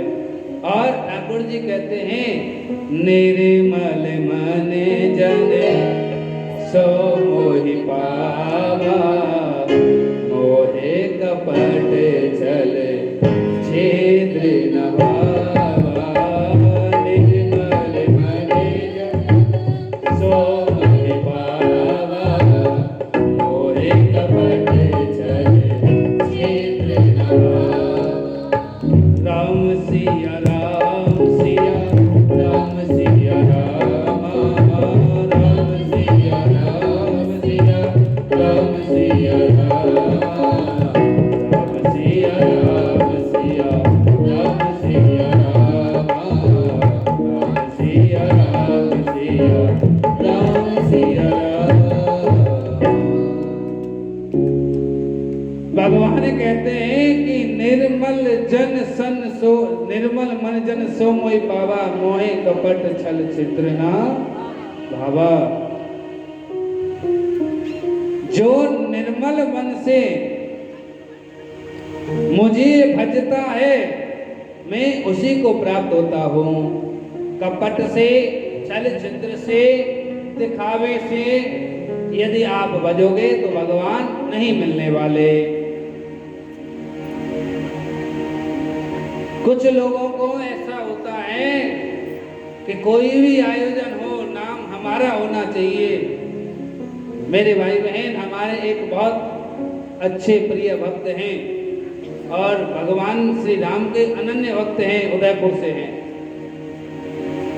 और इतने भगवान राम के अनन्य भक्त हैं कि अब तो ठाकुर जी की कृपा से रामलला का मंदिर बन रहा है, लेकिन अनेकों वर्षों इस रामलला के मंदिर को बनाने के लिए संघर्ष हुआ।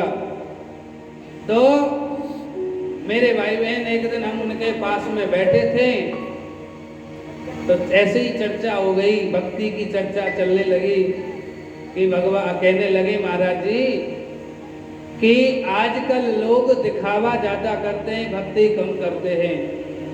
बड़े बड़े पोस्टर बनवाएंगे, अपने फोटो लगवाएंगे, फ्लैक्स लगवाएंगे, फोटो खिंचवाएंगे, अखबार में दिलाएंगे कि हम करा रहे हैं। गुरुजी उन्होंने कहा गुरुदेव, जो लोग बड़े बड़े पोस्टरों पे फोटो लगवाते हैं वो केवल दिखावे के लिए लगवाते हैं, उन्हें भगवान से कोई लेना देना नहीं होता है। तो उन्होंने आत्मकथा हमको बताई। जब ये भाव आएगा यार तो मैं आपको दो पल बता दूं। उनका नाम है यशवंत पालीवाल, ब्राह्मण है, भगवान के बहुत अनन्य भक्त हैं। तो कह रहे थे कि एक बार हम अयोध्या जा रहे थे रामलला के मंदिर के लिए। तो उस समय की वर्तमान सरकार ने इतनी फोर्स लगा दी कि कोई भी अयोध्या पहुंचने ना पाए। आज की बात नहीं हो रही, उस समय की वर्तमान सरकार है। अब उस समय की वर्तमान सरकार का नाम लूं, मेरा सरकार से कोई लेना देना तो है नहीं, क्योंकि हमारी तो एक अलग से सरकार है और वो है लाडली सरकार। तो हमारी सरकार के तो जितने भी कैंडिडेट हैं वो यहाँ सब बैठे हैं। अन्य सरकार के कैंडिडेटों से हमें लेना देना क्या है? बोलो राधे। तो कह रहे थे महाराज जी, चारों तरफ पुलिस फोर्स लगी हुई थी, जाने को मना था, रोका जा रहा था चारों तरफ से। और हमारे मन में यह जिज्ञासा थी कि चाहे हमारे प्राणों की आहुति चली जाए, लेकिन हम अयोध्या अवश्य जाएंगे और राम लला को मुक्त अवश्य कराएंगे, वहां पर मंदिर वहां अवश्य बना के आएंगे।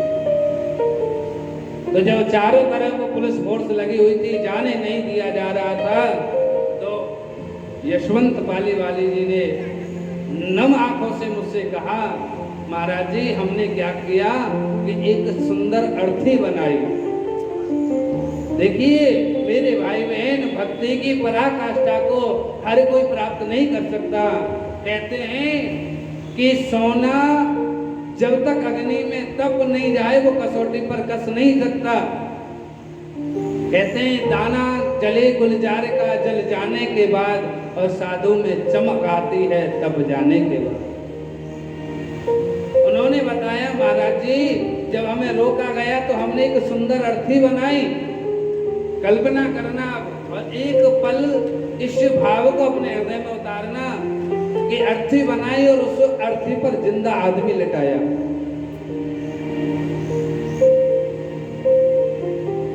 और जिंदा आदमी लिटा करके हम उसे ले करके गए, क्योंकि हर प्राणी को रोका जा रहा था, मगर जिसकी अंतिम यात्रा निकल रही हो उसको कौन रोक सकता। और ऐसा अर्थी का बहाना लेकर के जब हम निकले, पुलिस वाले अनेक मिले, किसी ने नहीं रोका। सबको मालूम था ये अंतिम यात्रा निकल रही है, सब यात्रा निकल रही, जाने। और कहा महाराज जी, जैसे तैसे हम उनके चंगुल से निकल के अयोध्या पहुंचे। और जब हम वहां पहुंचे तो वहां भी इतना भीषण युद्ध हुआ कि हमें जेल में बंद कर दिया गया।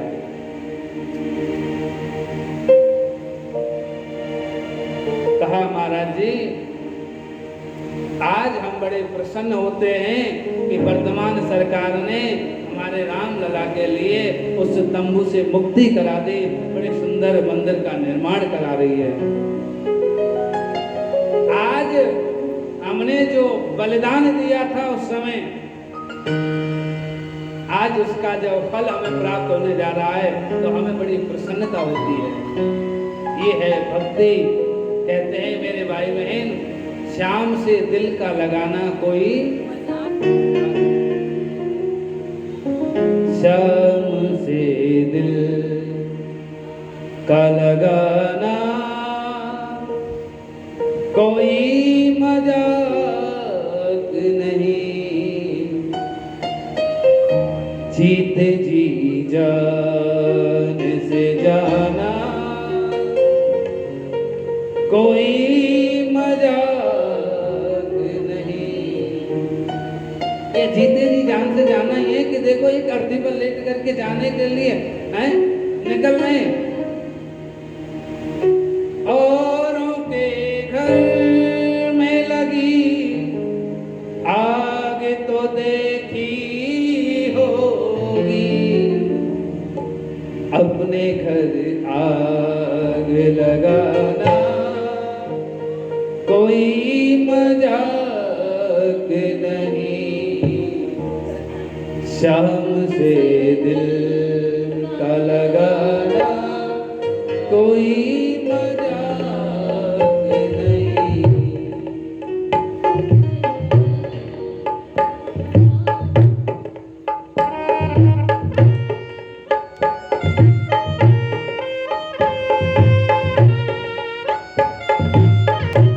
सभी प्रेम से भगवान को याद करें।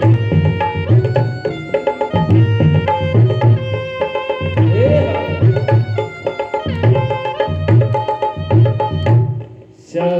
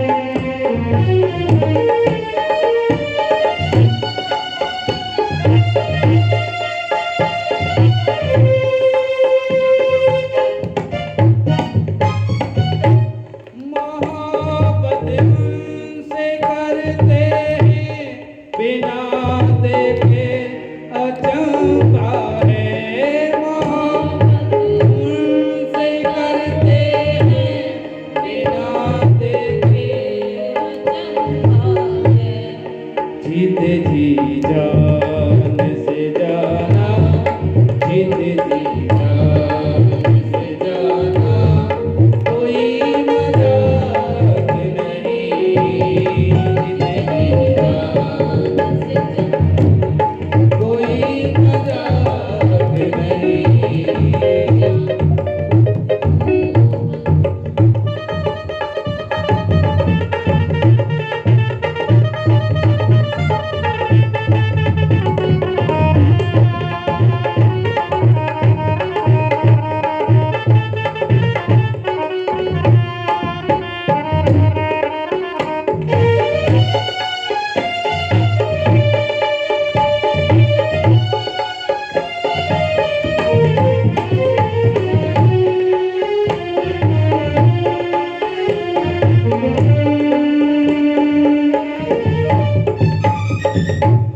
औरों के घर में लगी आग तो देखी होगी। औरों के घर में लगी आग तो देखी होगी। अपने घर आग लगाना, अपने घर आग लगाना कोई मजाक नहीं। अपने घर आग लगाना कोई मजाक नहीं। इतना से दिल लगाना कोई मजाक नहीं।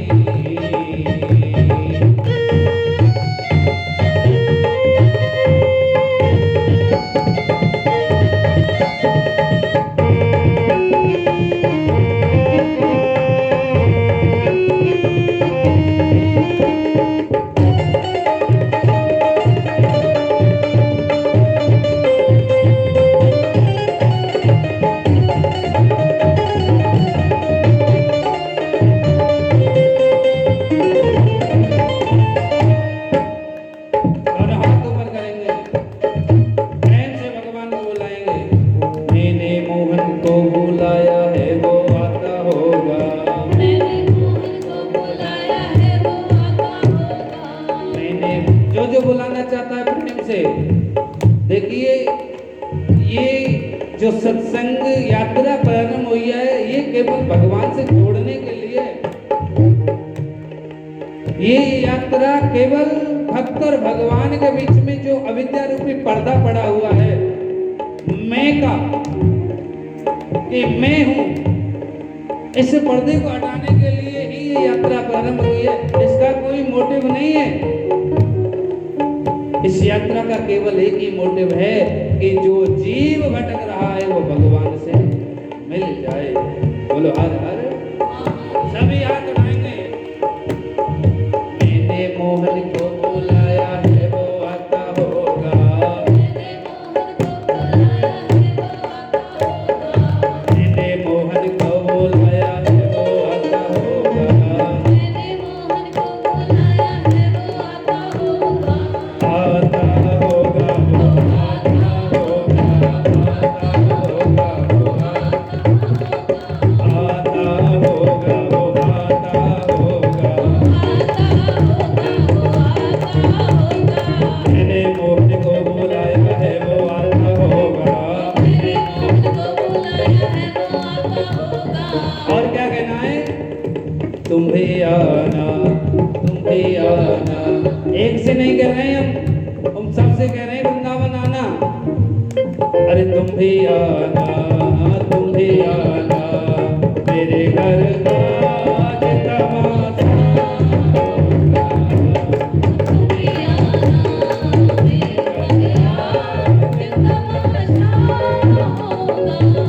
ओ तुम भी आना मेरे घर आज तमाशा होगा।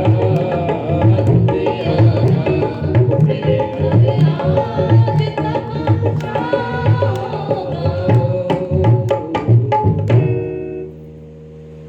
हो तुम भी आना। कैसा तमाशा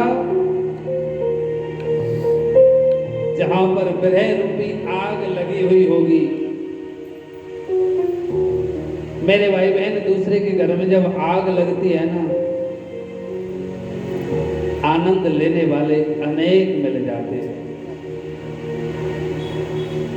हम भी कहीं जाएंगे, दूसरे के घर में आग लगी होगी तो बुझाने की नहीं और जलाने की कोशिश करेंगे, लेकिन जब खुद के घर में आग लगती है तब उस आग का एहसास होता है। और मेरे भाई बहन, वही विरह रूपी आग जिस दिन तुम्हारे हृदय में लग जाएगी, वो दिन दूर नहीं है जब वो हरि और हर, वो प्रिया प्रीतम मेरे बांके बिहारी मंद मंद मुस्कुराता हुआ आपके सामने आएगा। बोलो हर हर। लेकिन वो आग लगानी पड़ेगी।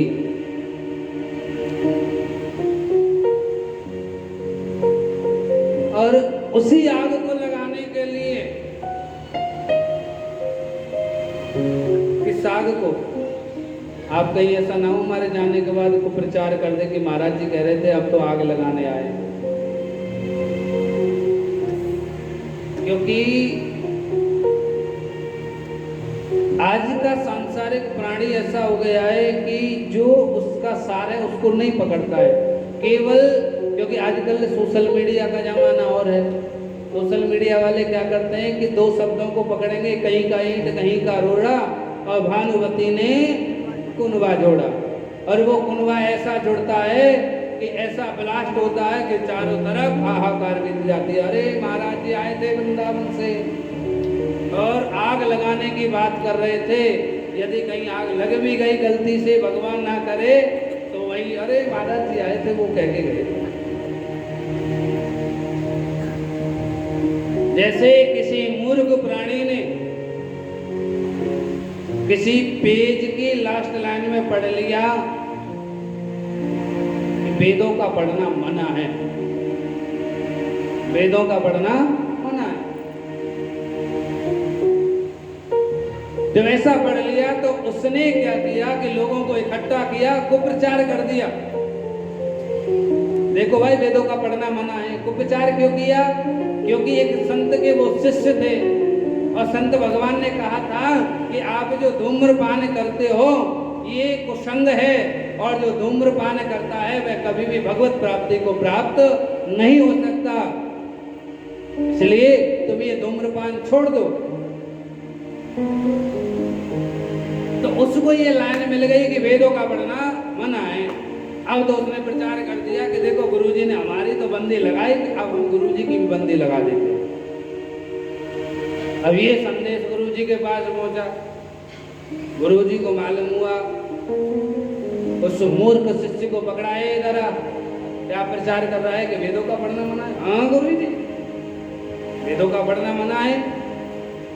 तो कहने लगे कोई प्रमाण है? कि हाँ मेरे पास प्रमाण है। अगर प्रमाण के कैसे मान्य हो? तो कहा दिखाओ क्या प्रमाण है। तो उन्होंने उस किताब को लाके दिखाया, देखो इसमें लिखा हुआ है कि वेदों का पढ़ना मना है। गुरुजी ने देखा कि लास्ट लाइन में वास्तव में लिखा हुआ था कि वेदों का पढ़ना मना है, लेकिन गुरुजी ने जो ही उस पेज को पलट के देखा तो उसमें आगे यह शब्द भी लिखे हुए थे कि वेदों का पढ़ना मना है अशौच अवस्था में।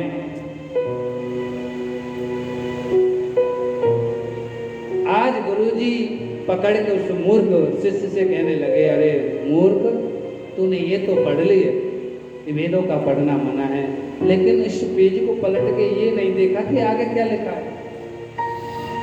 ऐसे ही आज का कलयुगी प्राणी हो गया है, और तो आज का क्या वर्तमान समय में ऐसा प्राणी हो गया है कि छोटी छोटी बातों को पकड़ के और ऐसा इशू खड़ा कर देते हैं, ऐसा नाटक बना देते हैं कि जीना दुश्वार कर देते हैं। बोलो हर हर।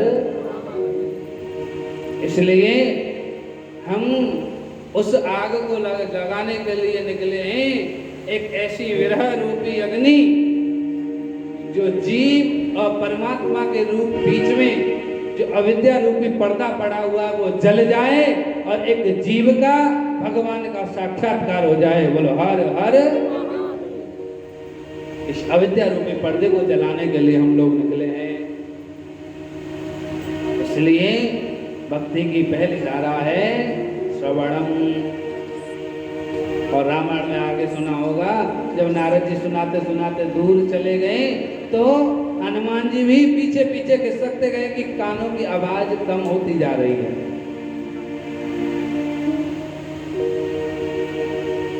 आज हमें ये कान मिले हैं, हम इन दो कानों का सदुपयोग नहीं करते, हम इन दो कानों का सदुपयोग नहीं करते। ये दो कान ईयरफोन लगाने के लिए नहीं, ये दो कान मिले हमें सत्संग सुनने के लिए, भगवान के भजन सुनने के लिए। हमें उन मार्गों को सुनना है, उस पथ को श्रवण करना है, उस सत्संग को श्रवण करना है कि जिससे हम पंचभौतिक शरीर को छोड़ के जाएं।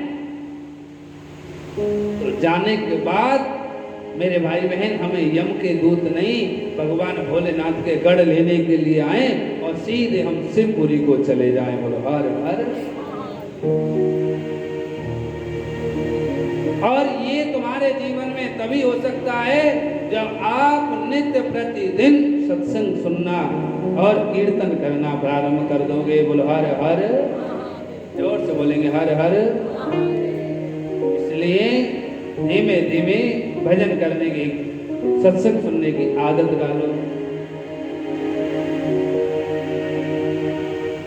कुछ लोग कहते हैं महाराज हमारे कानों से तो सुना ही नहीं जाता है, अब क्या करें?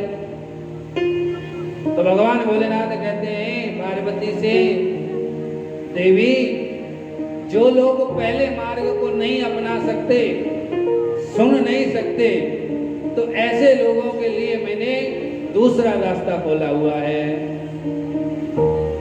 दूसरा रास्ता कौन सा है? कीर्तन। सुन नहीं सकते तो कोई बात नहीं है, आप कीर्तन करें। और ऐसा कहते हैं मेरे भाई बहन, नाम संकीर्तनम यस्य सर्व पाप प्रणाशनम, प्रणामो दुख संनस्तम नमामि हरं पदम। मेरे भाई बहन, नाम संकीर्तन ही समस्त प्रकार के पापों को नष्ट करता है एवं समस्त प्रकार की बाधाओं को नष्ट करता है। जो लोग आजकल देखो मेरे भाई बहन, सत्संग सुनना कम पसंद करते हैं, लोग कथा सुनना कम पसंद करते हैं और टोना टोटका सुनना ज्यादा पसंद करते हैं। ये ले आओ, ये हो जाएगा, राई लेके चौराहे पे फेंक दो, ये हो जाएगा, नींबू काट के गले में लटका दो, ये हो जाएगा। ऐसी चीजों को सुनना ज्यादा पसंद करते हैं। मेरे भाई बहन, हमारे शास्त्र कहते हैं कि इन्हें टोना टोटका से कुछ होने वाला नहीं है। इन्हें टोना टोटकाओं के चक्कर में आकर के आप पथभ्रष्ट तो हो सकते हो, मगर कभी भगवत प्राप्ति नहीं कर सकते। कहते हैं चलो चलो सब कोई कहे, पहुंचे बिरला कोई, एक कंचन एक कामनी दुर्गम घाटी दो। देखो मेरे भाई बहन, सब भगवत प्राप्ति करना चाहते हैं, लेकिन एक कंचन एक कामनी, कंचन यानी माया, क्योंकि माया के अनेक रूप हैं।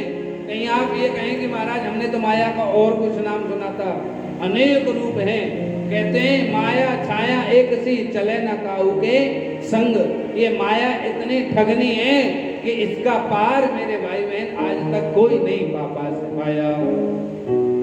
एक कंचन एक कामनी, कामनी यानी स्त्री। नारद जी ने कहा तो काम को जीत लिया, लेकिन जब काम का वेग आया, आपने आगे सुना कि काम के वशीभूत जब नारद जी हो गए तो आगे उनका मुंह बंदर जैसा बन गया और धूल दूषित होकर के गिरना पड़ा। इसलिए मेरे भाई बहन, जीवन का सार इसी में है कि समय रहते हुए जागना चाहिए और धीमे धीमे भजन का, सत्संग का अभ्यास करना प्रारंभ कर देना चाहिए। कहते हैं ओ पापी मन कर ले भजन, बाद में प्यारे पछताएगा, जब पिंजरे से पंछी निकल जाएगा, जब पिंजरे से पंछी ओ पापी मन कर ले भजन, ओ पापी मन कर ले भजन, बाद में प्यारे पछताएगा, जब पिंजरे से पंछी निकल जाएगा, जब पिंजरे से पंछी निकल जाएगा।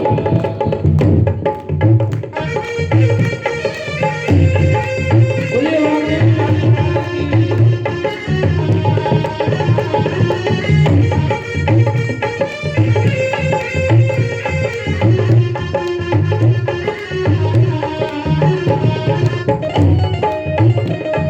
प्रेम से ताली बजाएंगे, हरि बोल।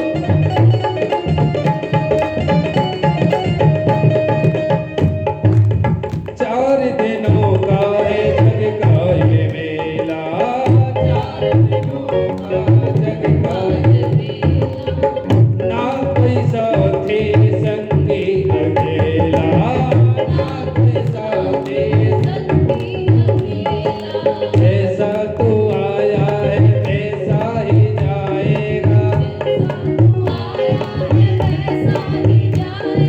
मुट्ठी बांधे आया तू पसारे हाथ जाएगा,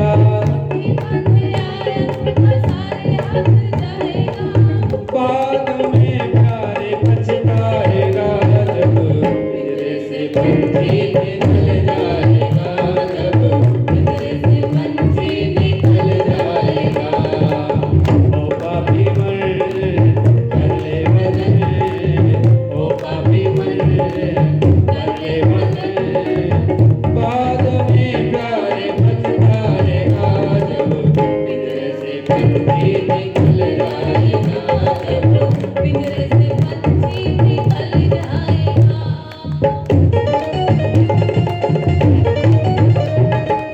हरि बोल।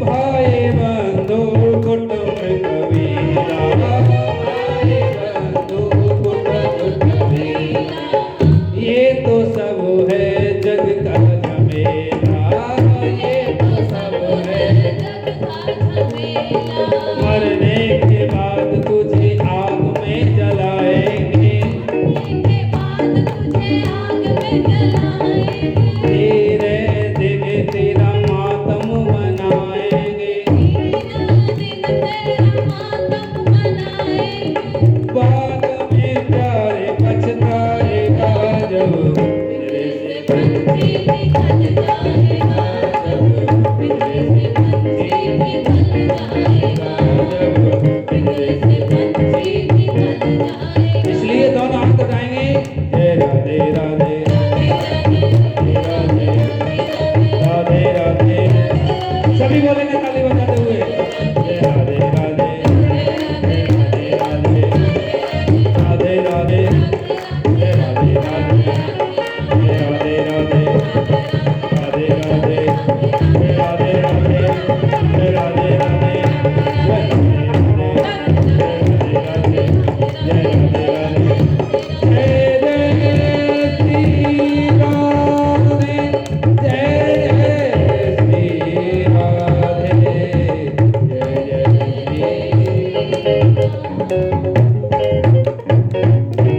बोले बांके बिहारी लाल की। आइए, दो रास्तों के नवदा भक्ति में जो दो रास्ते थे, पहला था श्रवण, दूसरा था कीर्तन।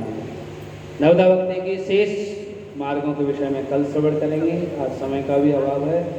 आज सत्संग लेट भी प्रारंभ हो पाया क्योंकि पहला दिन था और पहले दिन विलंब होता ही है। तो सभी अपने अपने स्थान से खड़े हो जाएंगे, प्रेम से आरती करेंगे और प्रसाद लेकर के सभी जाएंगे। कोई भी बगैर प्रसाद के नहीं जाएगा। हाँ, समय को ध्यान में रखते हुए, क्योंकि हमको भी ध्यान रखना है कि आज अगर सत्संग ज़्यादा लेट खींच लिया तो कल माताएं और कम हो जाएंगी। बोलो हर हर। तो आइए, देखिए ये सत्संग 7 दिन के लिए प्रारंभ हुआ है और इस सत्संग में प्रातःकाल थोड़ी सी पूजा होती है भगवान भोलेनाथ की। तो जो भी कल पूजा कराना चाहे वो हमारे सतीश जी को बता दें या यीशु को बता दें या अन्य यहाँ पर हैं उन सबको बता दें कौन कराना चाहेगा। थोड़ी सी पूजा, कोई ज़्यादा खर्चे वाली बात नहीं है। सभी प्रेम से पूजा करेंगे और नित्य प्रतिदिन सत्संग का आनंद लेंगे। बोलो हर हर, जोर से बोलेंगे हर हर। तो आइए सभी आरती करेंगे। चंद्रमा मनुष्यो जात चक्यो सूर्यो जायतः श्रोतादाय स प्राणस्य मुखादग्निर्जायतः। जय शिव ओंकार स्वामी हर शिव ओंकार।